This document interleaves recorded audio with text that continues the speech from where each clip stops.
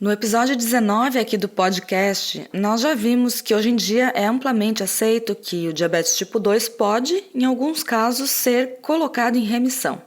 Sabendo disso, você prefere tentar com shake ou com churrasco?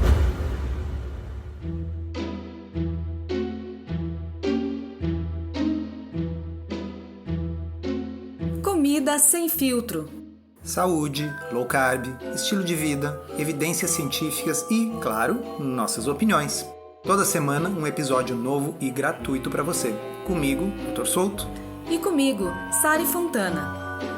Para ser avisado a cada novo episódio e receber as referências bibliográficas no seu e-mail, cadastre-se em drsolto.com.br/podcast. Recentemente foi publicada uma revisão sistemática e meta-análise que comparou ensaios clínicos randomizados de dieta low carb, dieta de baixo carboidrato, ad libitum, significa na qual as pessoas podem comer a quantidade adequada para o seu apetite, não estão contando calorias, versus dietas de restrição energética, de restrição calórica, dietas com menos de 1.200 calorias por dia. E dessas dietas com restrição calórica, a grande maioria eram casos de substituição da alimentação por shakes. E o título do estudo é o seguinte: Restringindo carboidratos e calorias no tratamento do diabetes tipo 2. Uma revisão sistemática da eficácia das intervenções de baixo teor de carboidratos com diferentes níveis de energia.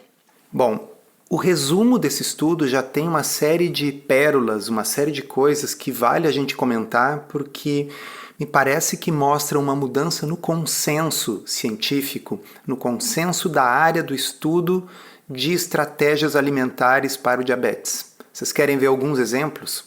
Então vamos lá, o resumo começa assim. Existem duas abordagens dietéticas comprovadas para colocar o diabetes tipo 2 em remissão: dieta de baixa energia e dietas de baixo carboidrato. Incrível, Sari, ver isso como a primeira frase do resumo de um artigo. Sim, sensacional. Já começa deixando bem claro que low carb é uma das opções atualmente reconhecidas para colocar o diabetes tipo 2 em remissão. E ele fala o seguinte, que essas abordagens diferem na sua justificativa e na aplicação, mas que ambas envolvem a restrição de carboidratos, seja como uma meta explícita ou como uma consequência da redução total de energia. Isso é bem interessante. Significa que mesmo a dieta dos shakes, a dieta que visa baixar o consumo de calorias, ela, no fim das contas, vai reduzir também a ingestão total de carboidratos. Essa frase ela é sensacional e a primeira vez que eu me dei conta disso, que eu tive essa epifania de que uma dieta de muito baixa caloria também é uma dieta low carb, não explicitamente, não por desenho, mas na prática ela é uma dieta low carb, foi lendo o livro Por que Engordamos, do Gary Taubes, 10 anos atrás. O Taubes chamava a atenção que se você consome uma dieta de 2.000 calorias, das quais 50% são carboidratos, e se você reduz em 40% o seu consumo calórico, você está reduzindo em 40% o consumo dos carboidratos que compõem a maior parte dessa dieta. Então, numa dieta de muito baixa caloria, como as que nós vamos tratar aqui no grupo comparador, dietas com menos de 1.200 calorias, existe uma redução drástica dos carboidratos também. Então, no fundo, o que está sendo comparado nessa meta-análise são estudos em que se reduz proposital e explicitamente os carboidratos como sendo a intervenção principal, e estudos nos quais, ao reduzir as calorias como um todo e passar a consumir shakes com baixa caloria, está se reduzindo os carboidratos também, mas reduzindo outras coisas, e eu diria reduzindo o prazer e a graça da vida também.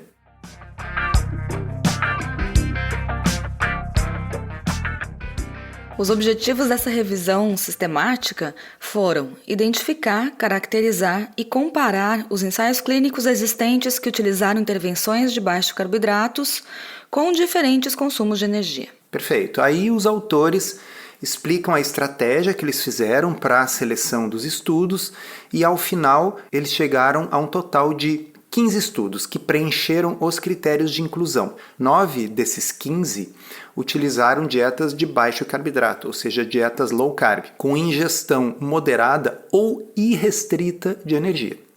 Ou seja, dietas em que a restrição de carboidratos era obrigatória, mas que se podia consumir ad libitum, se podia comer até matar a fome. E 6 ensaios clínicos randomizados utilizaram dietas de baixa energia ou baixa caloria, menos de 1.200 calorias por dia. E destas dietas que foram de baixa energia, todas, com exceção de uma, incorporavam substitutos de refeição como parte de um programa comercial de perda de peso. Então são os famosos shakes. Várias dietas dessas existem, vocês conhecem, vem de vez em quando talvez propaganda na televisão ou na internet, no qual você compra a um preço de ouro shakes de substituição completa e você passa várias semanas ou até meses consumindo basicamente só aqueles shakes, de modo que você possa manter o consumo calórico abaixo de 1.200, em alguns casos até 800 calorias por dia. Eu fico com fome só de pensar nesse negócio. Com fome e com tristeza, né? Uhum. Bom, intervenções tanto com uso restrito como irrestrito de calorias produziram perda de peso clinicamente significativa e redução da hemoglobina glicada. E agora vem a parte principal, pessoal, que aqui no Rio Grande do Sul a gente usa uma expressão que é assim, me caiu os butiá do bolso. Né? Explica pro pessoal o que significa essa expressão, Sari. Significa, estou em choque, não acredito que isso aconteceu. Isso aí, então pessoal, caiu os butiá do bolso. Os ensaios clínicos que restringiram a ingestão de energia não foram superiores aos que permitiram a alimentação ad libitum, ou seja, à vontade, mas com baixo teor de carboidratos, aos 12 e aos 24 meses. Este é um resultado profundamente significativo, porque até pouco tempo atrás, e na verdade até hoje em dia, volta e meia, a gente escuta alguém dizendo que é muito radical cortar carboidratos. Que é uma estratégia que tudo bem, até funciona, mas nossa, é muito radical, ninguém vai conseguir manter isso no longo prazo. E eu pergunto a vocês, é uma pergunta retórica, quem acha que consumir shakes de 800 a 1.200 calorias por dia é menos radical do que simplesmente evitar farináceos e açúcar? Ou mais do que isso, não fazer intervenção nenhuma e ficar tratando o diabetes como uma doença crônica e progressiva, cada vez com mais medicamentos e consequências inevitáveis de saúde a longo prazo. Ou então aceitar fazer uma cirurgia bariátrica metabólica, na qual você está cortando e amputando uma parte do seu estômago. Cortar o estômago não é radical, mas cortar o carboidrato é muito radical. Ou então esperar as complicações e ir cortando os dedos dos pés, isso não é radical. Agora, cortar o carboidrato é radical. Vejam, pessoal, chega uma hora que fica absurdo, fica ridículo quando a gente coloca em comparação e sabendo, e eu vou repetir lendo aqui essa parte do resumo do artigo. Os ensaios clínicos randomizados que restringiram a ingestão de energia não foram superiores aos que permitiram a alimentação à vontade, mas com baixo teor de carboidratos em 12 e 24 meses.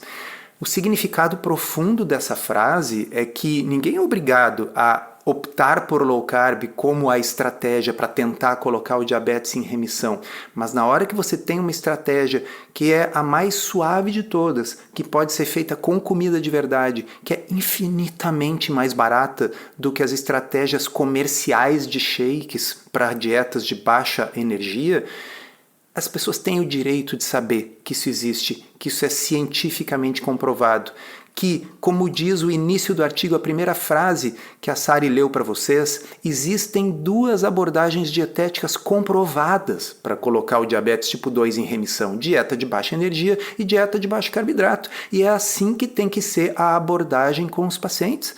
Eles têm que saber que tem 2 alternativas comprovadas e uma delas é mais barata e permite comer churrasco.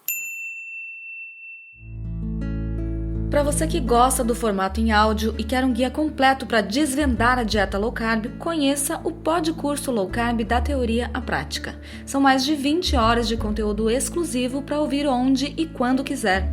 Se você precisa de um verdadeiro passo a passo para emagrecer e transformar sua saúde, ele é para você. Chega de dúvidas e frustração. Agora é hora de ver resultados. Vem com a gente aprender tudo sobre low carb da teoria à prática. Acesse drsolto.com.br/podcurso. Foi observada uma associação entre os estudos, entre a perda de peso média e a redução na hemoglobina glicada em 6, 12 e 24 meses, indicando que a perda de peso sustentada é a chave para a remissão do diabetes tipo 2. Mais pesquisas são necessárias para determinar especificamente os efeitos independentes do peso e da restrição de carboidratos no controle glicêmico em diabetes tipo 2. Perfeito. O que eu comentaria sobre este parágrafo? Quando ele diz mais pesquisas são necessárias para determinar especificamente os efeitos independentes do peso e da restrição de carboidratos no controle glicêmico, o que acontece? Aqueles de nós que trabalhamos com low carb e diabetes sabemos que logo que você restringe os carboidratos em um diabético, você tem uma melhora imediata da glicemia. Quando você faz uma restrição calórica, a melhora da glicemia leva um pouco mais de tempo porque você ainda está dando uma quantidade um pouco maior de carboidratos e aí a melhora do diabetes vai ser completamente devida à perda de peso. E a perda de peso não é imediata. Mas, de fato, vamos ser sinceros, desde que ocorra a perda de peso e ela seja sustentada, o diabetes tipo 2 tende a melhorar. Mas, mais uma vez, a gente fica no dilema: shake ou churras? Eu vou tomar shakes e restringir as calorias e ficar com fome? E veja, eu vou ler um pedacinho aqui com ênfase. Foi observada uma associação nos estudos entre a perda de peso média e a redução da hemoglobina glicada em 6, 12 e 24 meses, indicando que a perda de peso sustentada é a chave para a remissão do diabetes tipo 2. E eu pergunto, Sari, será que é possível sustentar a perda de peso com shakes para o resto da vida? Com certeza não. Com certeza não. Então, a questão é, vale a pena realmente começar algo que a gente sabe que não vai ter como terminar? Vale a pena eu usar uma estratégia para redução de perda de peso que definitivamente, por definição, todo mundo sabe que não vai poder ser mantida no longo prazo? Bem, talvez valha a pena se ela for associada com algo que possa ser mantido no longo prazo. Então eu não tenho nada contra alguém utilizar um sistema comercial de shakes de baixa caloria para dar um pontapé inicial na perda de peso e associar isso com low carb depois, de modo que a low carb venha a ser a estratégia para manter essa perda de peso no longo prazo. Bom, essa pode ser uma estratégia útil, assim como o uso de medicamentos, por exemplo, os análogos do GLP-1, coisas como liraglutida, semaglutida, medicamentos que a gente muitas vezes associa em consultório para facilitar o controle da compulsão e da perda de peso, mas o que vai manter no longo prazo, isso não é remédio nenhum, não é shake nenhum, é mudança de estilo de vida. E como o artigo diz na sua primeira frase, existem duas estratégias comprovadas para conseguir esse resultado. Uma delas é com shakes, a outra é low carb.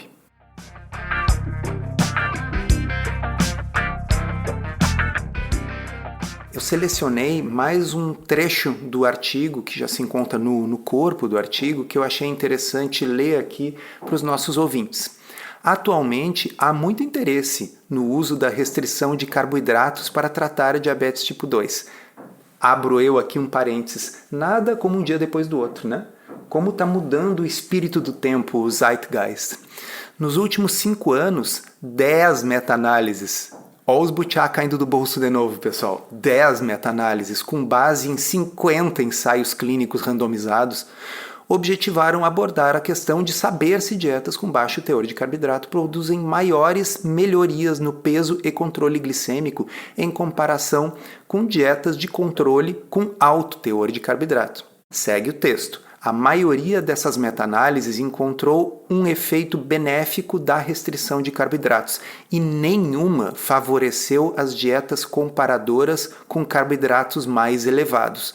Então, veja, você pode, em 2021, optar por outras estratégias, mas é necessário dizer que a low carb é a que tem mais evidência e é a que tem mais evidência de eficácia. segue os autores, embora vários estudos não tenham encontrado nenhuma diferença entre elas. Então, algumas meta-análises mostram que low carb é superior, outras mostram que é igual, nenhuma nunca mostrou que qualquer outra estratégia seja superior. Então, a low carb ela tem que ser encarada como uma estratégia baseada em evidências, altamente eficaz, que é ou superior ou pelo menos igual às outras, e aí que a escolha, a preferência do paciente deve entrar. Prefiro comer churrasco ou tomar shakes. Tô ouvindo um barulhinho aqui, parece que tem uma obra acontecendo. Com ossos do ofício, né? Coisa de home office. E o texto segue assim. Mais recentemente, Goldenberg e colaboradores realizaram uma meta-análise abrangente do efeito de low carb na remissão de diabetes tipo 2. Essa low carb com menos de 130 gramas de carboidrato por dia, né? Não tem nada de very low carb, é uma low carb bem flexível. E eles identificaram taxas mais altas de remissão de diabetes entre o pessoal que fez low carb em comparação com dietas de baixa gordura em 6 meses, um efeito que diminuiu em 12 meses. E os autores destacaram o papel potencial de confusão da restrição calórica, mas não encontraram nenhuma evidência de modificação de efeito crível quando as dietas de intervenção e controle foram combinadas caloricamente em comparação com quando não eram. E foi por isso que esta meta-análise atual foi feita, para tentar identificar isso. O que era mais importante? Restrição calórica, restrição de carboidratos? E a mensagem geral é o seguinte: ambas funcionam, restrição calórica e restrição de carboidratos. E aí eu acho que voltamos ao título deste episódio, que é o seguinte: você prefere passar fome ou passar vontade? Muito importante, pessoal, que a gente coloque dessa forma. Não existe uma estratégia em que você continue comendo tudo que você quer, na quantidade que você quer e tenha resultados. Aliás, comer tudo que você quer, na quantidade que você quer, é o que produziu o resultado do diabetes tipo 2. Obviamente, terá de haver uma modificação. E eu diria que a esmagadora maioria das pessoas vai optar por poder comer sem fome, comida de verdade, incluindo um churrasquinho, do que ter que tomar shakes ou restringir calorias ou ficar pesando e medindo tudo que come.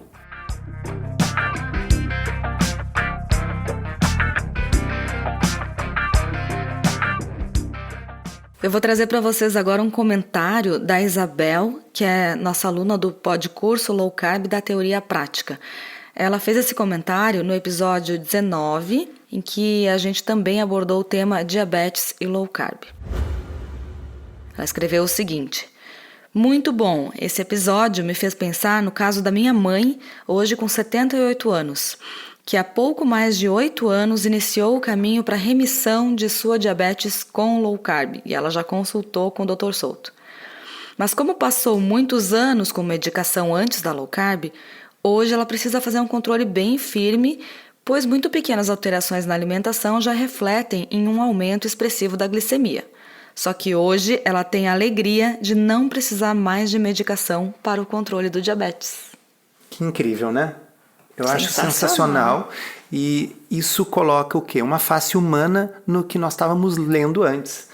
Quando a gente vê um artigo desses e na letra fria do estudo aparece X% tiveram remissão com uma estratégia ou com outra, é disso que nós estamos falando. De gente que tem a alegria de estar com os exames normalizados, de estar se livrando de uma doença, de poder parar ou reduzir vários remédios, de diminuir o custo com remédios e principalmente evitar as complicações. O motivo de tudo isso é preservar os 10 dedos dos pés. O motivo de tudo isso é preservar a visão. O motivo de tudo isso é evitar a hemodiálise, o infarto, o Alzheimer. Então, é super significativo que a gente possa obter isso e que nós tenhamos uma meta-análise de ensaios clínicos randomizados corroborando a ideia de que eu não preciso necessariamente utilizar estratégias que envolvam passar fome ou caríssimos kits de shakes para obter isso. Eu posso obter isso com comida de verdade e comendo um churrasquinho no final de semana. Encerramos assim esse episódio do Comida Sem Filtro, que foi idealizado, roteirizado e produzido por nós. Se você gostou, divulgue para os seus amigos e inscreva-se na sua plataforma preferida para não perder nenhum episódio. As informações contidas neste podcast são apenas para fins informativos e podem não ser apropriadas ou aplicáveis às suas circunstâncias individuais. Este podcast não fornece aconselhamento médico ou profissional e não substitui a consulta com um médico e/ou nutricionista. Não use este podcast para diagnóstico ou tratamento médico. Qualquer sugestão é apenas uma recomendação geral, que não é específica para qualquer pessoa ou doença em particular.